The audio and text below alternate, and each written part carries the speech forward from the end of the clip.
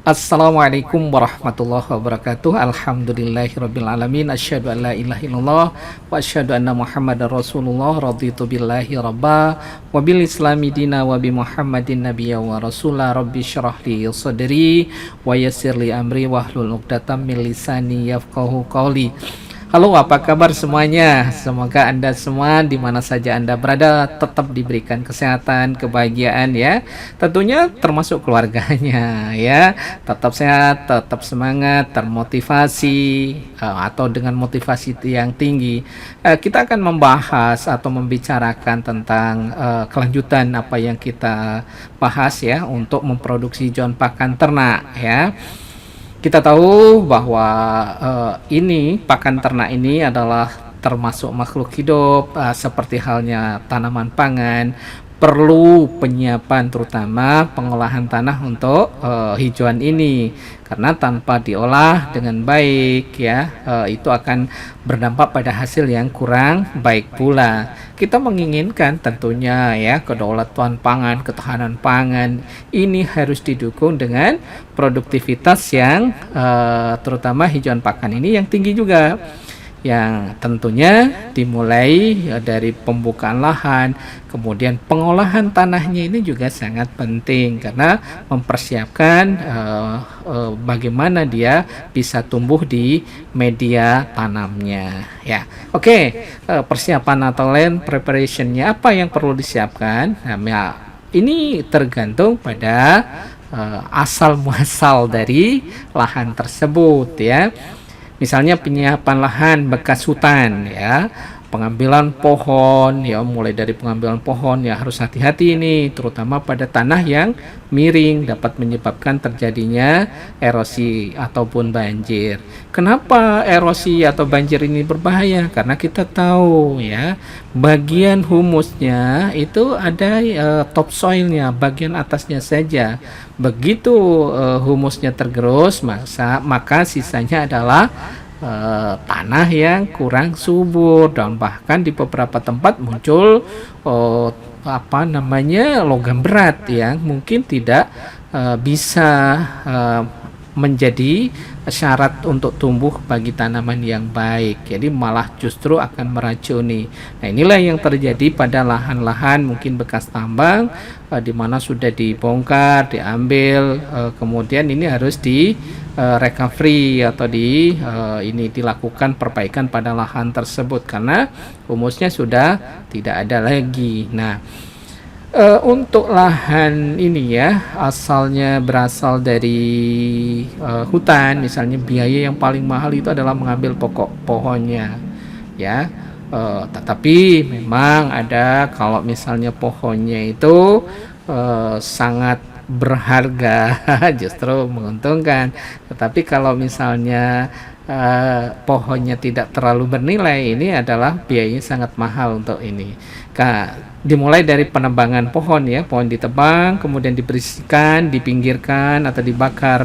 Ini tidak disarankan sekali lagi karena kita tahu pembakaran itu akan di samping bisa berbahaya dan juga menghabiskan biomasa yang ada sehingga yang tertinggal itu adalah abunya ya. Padahal kita berharap itu adalah kita bisa dapatkan humus yang sangat bermanfaat bagi hijauan yang akan kita tanam. Nah, kalau tumbuh lagi, nah ini ya kadang-kadang sisa-sisa atau pokok-pokok pohon atau tunggul-tunggul pohon itu bisa tumbuh lagi dia. Bisa kita gunakan herbisida atau bahan peledak. Ini tidak disarankan karena memang pokok pohon itu kadang-kadang keras sekali, itu batangnya besar kan, bagian yang tunggulnya itu paling besar. Jadi dasar dari pohon itu besar sekali dan ini memang kerjaan yang sulit ya. Kadang-kadang kita di lapangan itu serba salah, apakah dibakar atau diledakkan. Kalau dilinggis atau dicangkul nggak bisa ya, kecuali kita punya alat berat, tentunya bisa di doser ya, bisa digunakan, tetapi itu kembali kepada biaya yang kita gunakan. Nah, tinggal kita melakukan strategi sesuai dengan keadaan kondisi lahan yang kita punya. Nah, kita berpikirnya di dalam hal ini ya, skalanya adalah skala lahan kita yang akan kita kembangkan itu dalam jumlah yang besar, karena kita menginginkan kan seperti yang dibahas sebelumnya, kita kalau bisa tiap provinsi kita menyiapkan istilahnya lumbung ternak yang sudah disiapkan juga bagaimana penyiapan hijauan pakannya, jangan sampai terjadi kekurangan. Nah, ini harus optimis karena kita tahu bahwa tiap kabupaten itu potensinya sangat besar, termasuk tiap provinsi ya. Kalau kita bisa lakukan seperti itu, insya Allah yang namanya kedaulatan pangan ya, ini bisa kita lakukan ya dalam bentuk sumber protein hewani. Tidak seperti sekarang ini ya, kondisinya kadang-kadang prihatin. Menjelang lebaran sudah harga-harga sudah mulai naik semuanya ya. Sudah mulai naik semuanya, ini daging mau sudah direncanakan sudah mau impor ya. Sementara kan petani sudah bersemangat untuk, atau peternak sudah semangat mereka memelihara, nanti kalau muncul harga daging yang relatif rendah itu akan memukul ya para peternak kita nantinya yang sudah bersemangat sekarang itu memelihara. Nah, ini ya kita berharap seperti ini kita harus kita harus punya strategi yang baik. Bagaimana sih sebetulnya mau kemana sih kita, apakah setiap tahun kita seperti ini ya, ini harus kita rencanakan minimal ada secara nasional bagaimana mengembangkan. Kalau keinginan kedaulatan pangan ini kita harus lakukan dengan baik, sudah barang tentu koordinasi dengan daerah karena sudah otonomi daerah ya. Nah, kemudian kalau misalnya kita lanjutkan dengan penyiapan lahan bekas padang rumput misalnya ya, padang rumput alam ya, terutama di Indonesia Timur atau padang rumput ya, atau tanah bera atau bekas ini juga bekas pertambangan ya, setelah rumput ataupun alang-alang bisa dibakar atau perlakuan lain bisa dibersihkan, disiangi menggunakan herbisida ataupun yang lain. Ini lebih ringan dibandingkan dengan bekas hutan tadi. Jadi biayanya untuk pengelolaan atau penyiapan lahan bekas padang rumput rumput alam ini atau padang rumput ya, itu akan lebih ringan.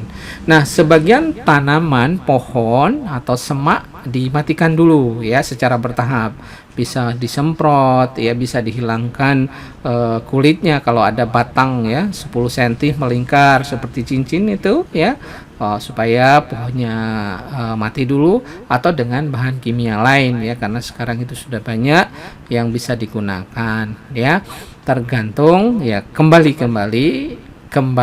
sampai 2 kali kembali pada kondisi lahan, kondisi keuangan yang dipunyai ya. Itu hal-hal yang mungkin perlu dipertimbangkan ya, di bagaimana caranya supaya kita bisa efisien di dalam pengelolaan lahan kita ya.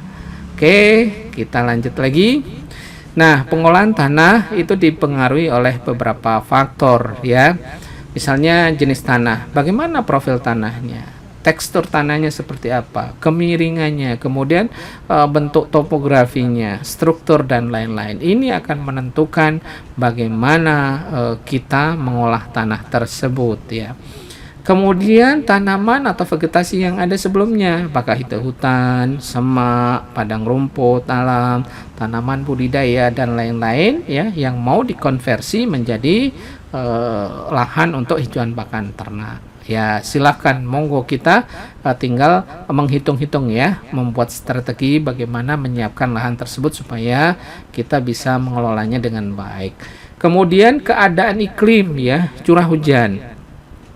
Ini berhubungan dengan saat penanaman pertumbuhan gulma nanti ya, bisa berkejaran dia itu, karena gulma itu kan bisa sangat survive, begitu turun hujan itu akan secara cepat dia akan muncul ya, mendahului, dan dia bisa menekan tanaman utama kita, walaupun itu sama-sama rumputnya, tapi kalau misalnya banyak gulma yang sangat survive, sangat invasif, maka tanaman utama kita itu akan tertekan dia. Nah, ini harus dilakukan bagaimana caranya supaya gulma ini bisa tertekan ya. Misalnya kita olah tanahnya, kita balik, itu akan mengurangi gulma yang ada ya. Kemudian tergantung juga yang keempat itu dengan alat yang tersedia, bisa juga traktor kita gunakan. Kalau ada bulldozer atau tree dozer atau alat manual cangkul, sabit dan lain-lain, ini juga bisa juga menggunakan api ya untuk membakar untuk persiapan yang lahan kita. Nah, yang kelima itu bagaimana dengan SDM yang ada ya, yang tersedia.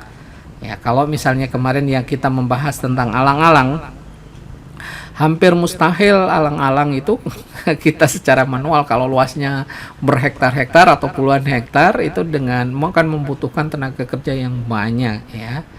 Ya, jadi kalau misalnya dengan sabit disabit, keesokan harinya sudah muncul lagi.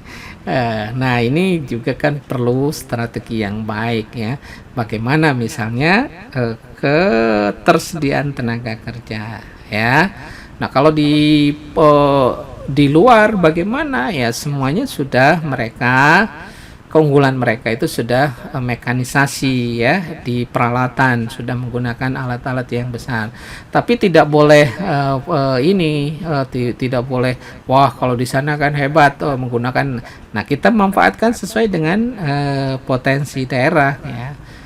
Traktor ataupun dozer atau lahannya kalau miring-miring juga nggak bisa ya, susah nanti menaikkan peralatan berat itu. Kalau misalnya kemiringannya sudah tinggi ya, itu juga nggak bisa. Jadi prinsipnya yang paling bisa, paling tahu, paling paham itu adalah kita sendiri yang dengan kondisi yang ada di sekitar kita. Kalau memang membutuhkan atau efisien menggunakan dozer ya, mungkin entah bagaimana caranya berkelompok, bagaimana ini untuk menyiapkan itu peralatan tersebut ya, sesuai dengan SDM juga ya.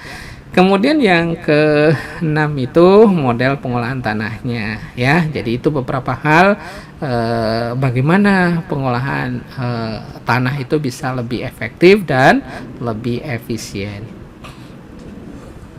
Nah, kita ke model pengolahan tanah ya.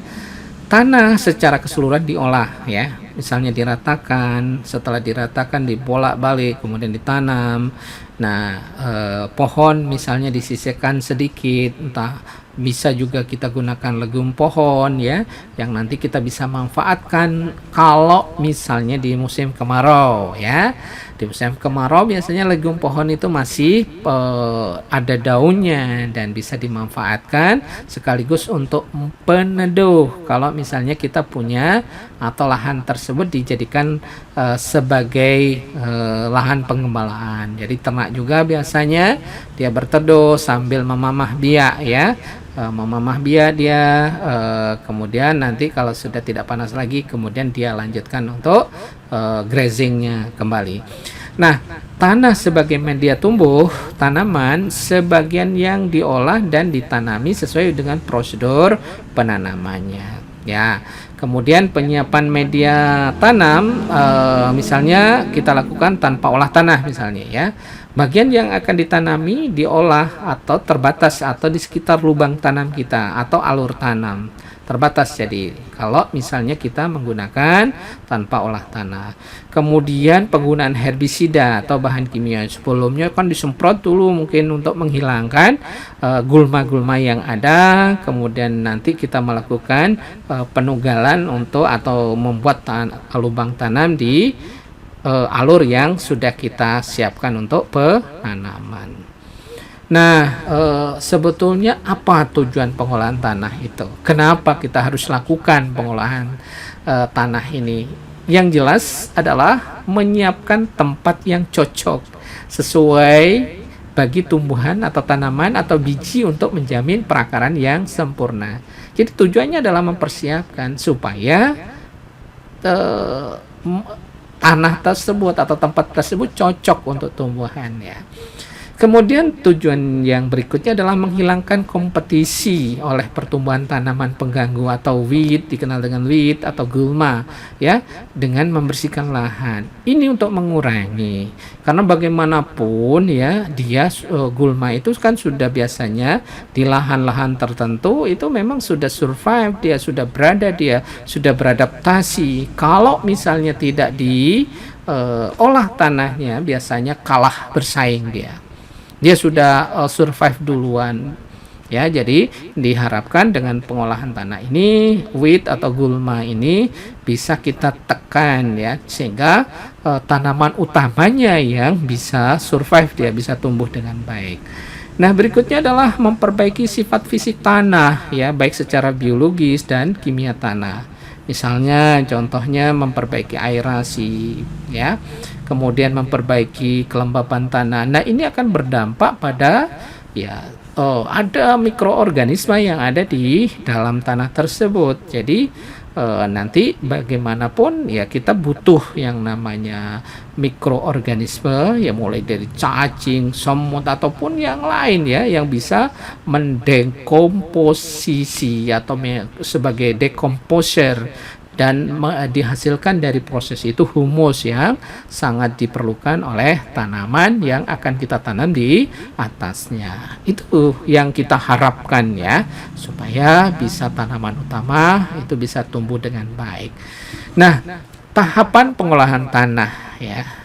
Seperti apa tahapan pengolahan tanah ya? Dimulai dari persiapan misalnya kita lakukan pembuatan, perbaikan jalan, pematang, talut ya, pembuatan atau perbaikan terasering, pembuatan atau pengaturan saluran drainase. Ini adalah persiapan yang pertama.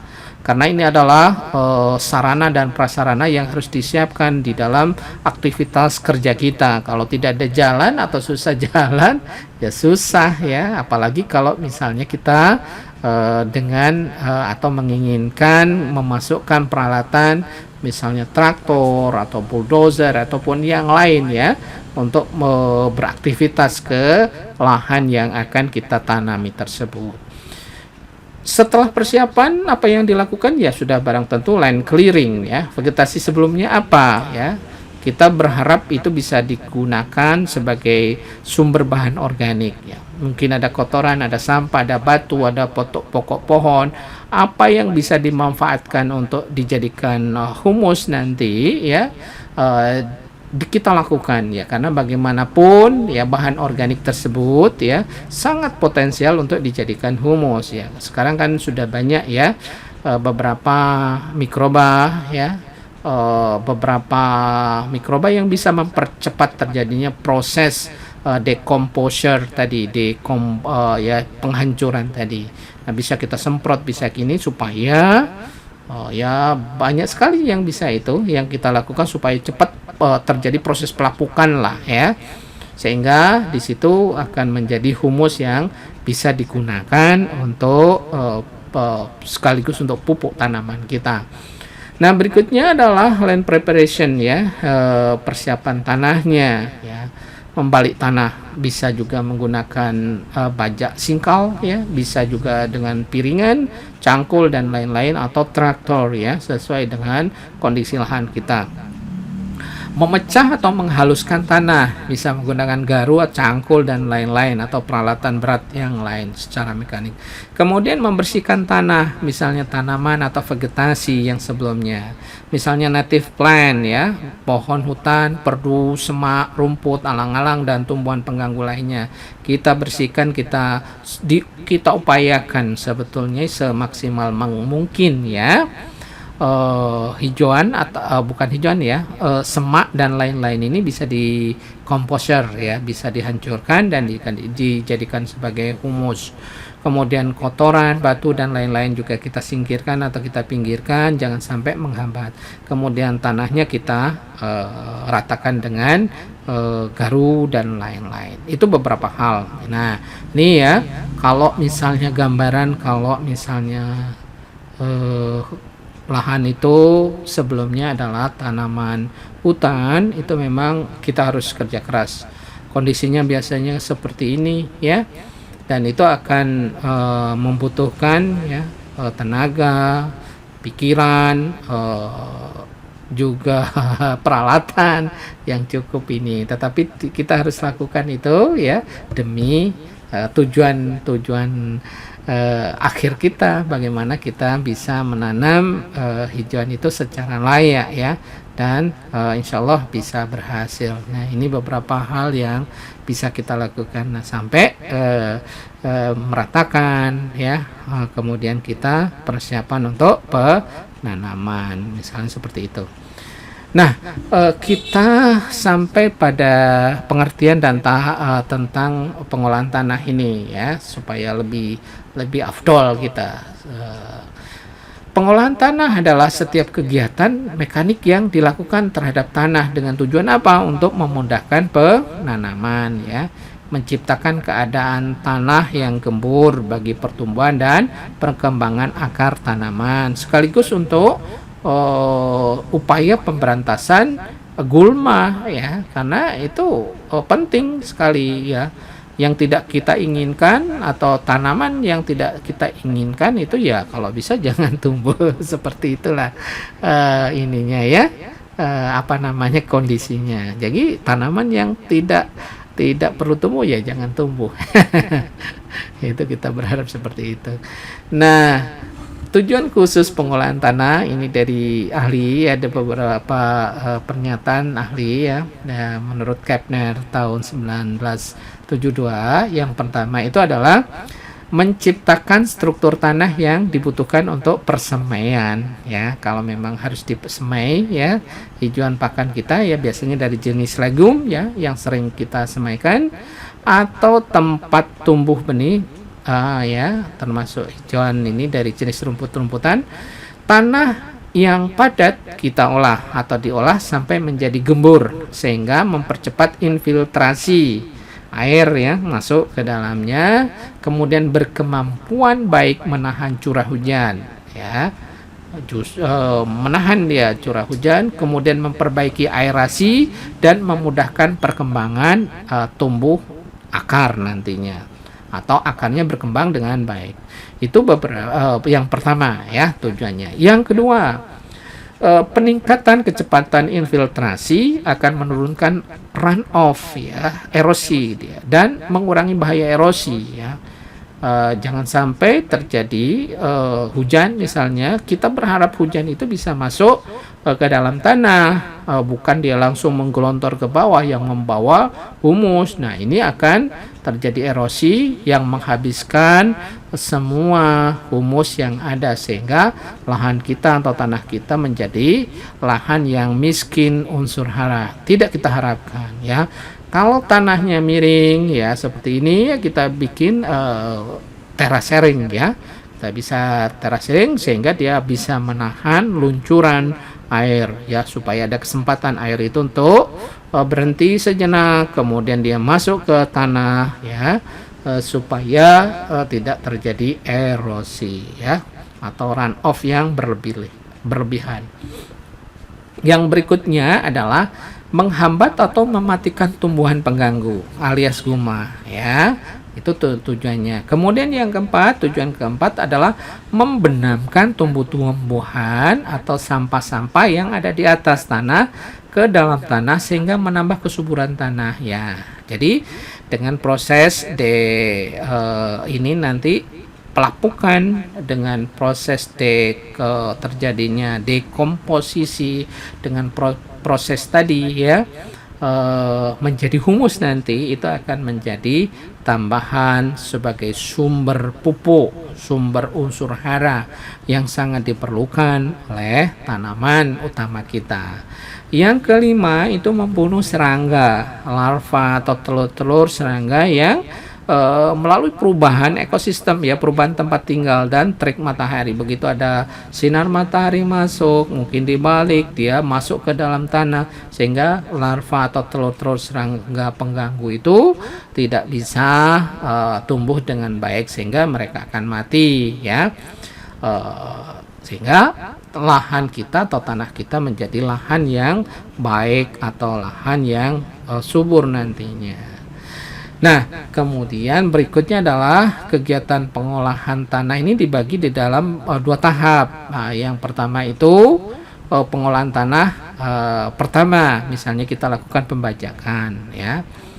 Bukan pembajakan ini ya, bajak bajak laut. Dalam pengolahan tanah pertama, tanah dipotong kemudian dibalik agar sisa tanaman dan gulma yang ada di permukaan tanah terpotong dan terbenam. Kedalaman pemotongan dan pembalikan tanah ini umumnya sekitar 15 sampai 20 cm. Ya, jadi itu yang kita lakukan pengolahan tanah dengan proses misalnya kita melakukan pembajakan. Yang kedua, pengolahan tanah kedua itu kita lakukan penggaruan.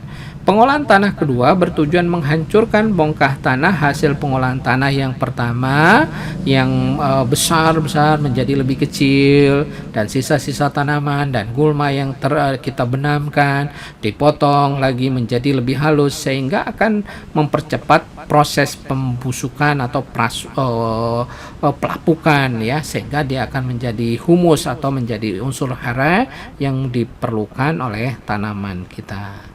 Nah, berikutnya adalah bagaimana macam-macam pengolahan tanah nih yang sering dilakukan di lapangan. Yang pertama itu adalah pengolahan tanah secara mekanis dengan traktor misalnya.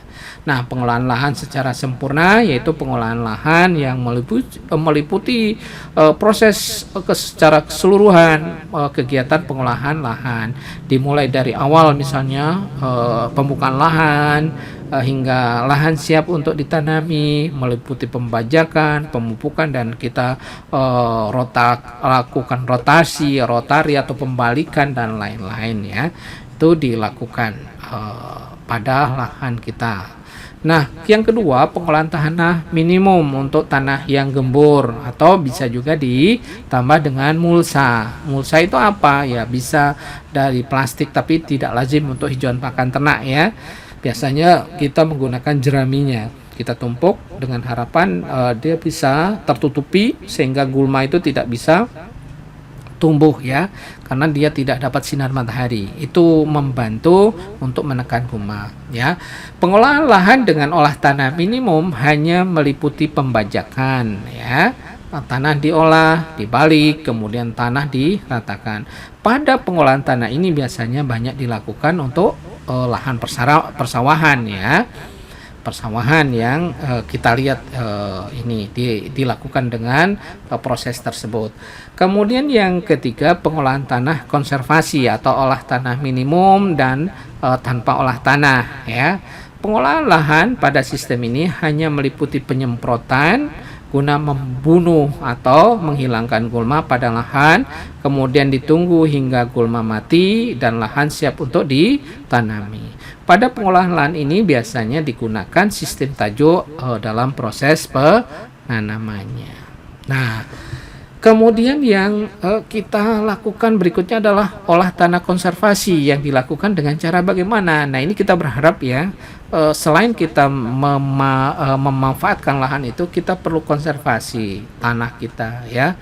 Agar kenapa? Agar keberlangsungan unsur hara atau lahan atau tanah kita itu bisa panjang pemanfaatannya. Jangan sampai beberapa periode sudah lahan kita sudah miskin hara. Ini kita tidak berharap demikian karena kesalahan kita di dalam mengolah tanah ini. Nah, bagaimana mengolah tanah secara konservasi ini? Yaitu dengan pengolahan tanah dalam bentuk larikan, memotong lereng atau dengan mencangkul sepanjang larikan untuk memudahkan penanaman, ya. Dibikin, ya, benar-benar kayak tadi terasering tadi, ya. Jangan membujur, ya. Kita melintang supaya kalau terjadi ada air, ada hujan itu dari atas itu dia ada kesempatan air tersebut berinfiltrasi ke dalam tanah, ya. Kemudian yang kedua, tanpa olah tanah adalah sistem yang dimana permukaan tanah hanya dibersihkan dari gulma, ya, gulma yang mengganggu saja, baik secara manual ataupun dengan menggunakan herbisida. Sesudah pembersihan, tanaman langsung ditugalkan. Jika penunggalan sulit dilakukan, dapat menggunakan peralatan, ya, baik cangkul, linggis, atau untuk yang jelas untuk memudahkan di dalam penanaman, ya. Jadi itu beberapa hal, ya. Ini contoh gambaran. Di gambar ini bagaimana kita menyiapkan lahan kita kalau misalnya dengan tanah atau olah tanah konservasi. Kita berharap, ya, lahan kita itu menjadi lestari. Oke, ya. Keuntungannya seperti apa olah tanah konservasi ini? Ya, yang jelas menghemat tenaga kerja dan biaya. Karena bagaimanapun kalau misalnya kita mengolah tanah seperti layaknya ini, ya, itu membutuhkan biaya dan tenaga kerja yang cukup banyak, ya. Kemudian yang berikutnya adalah memperbaiki struktur tanah melalui peningkatan pori makro, ya. Yang berikutnya adalah proses ini terjadi karena dengan tanpa olah tanah atau fauna atau hewan tanah seperti cacing menjadi lebih aktif karena habitatnya atau ekosistem yang ada itu tidak terlalu terganggu, sehingga semua mikroorganisme di dalamnya itu masih bisa hidup dengan baik tentunya, ya, beraktivitas dengan baik. Mungkin itu yang bisa kita sampaikan dalam kesempatan ini, ya. Sekali lagi terus kita motivasi diri kita untuk berbuat baik, fastabiqul khairat, ya, terus berupaya di dalam kehidupan ini. Yang jelas kita akan berusaha lebih baik sehingga tujuan kita bagaimana hidup di bumi ini menjadi lebih berbahagia, lebih berkecukupan tentunya, ya. Gemah ripah loh Cinawi, baldatun thayyibatun wa rabbun ghafur, itu bisa tercapai, ya. Nasrun minallah fatun qarib. Wassalamualaikum warahmatullahi wabarakatuh.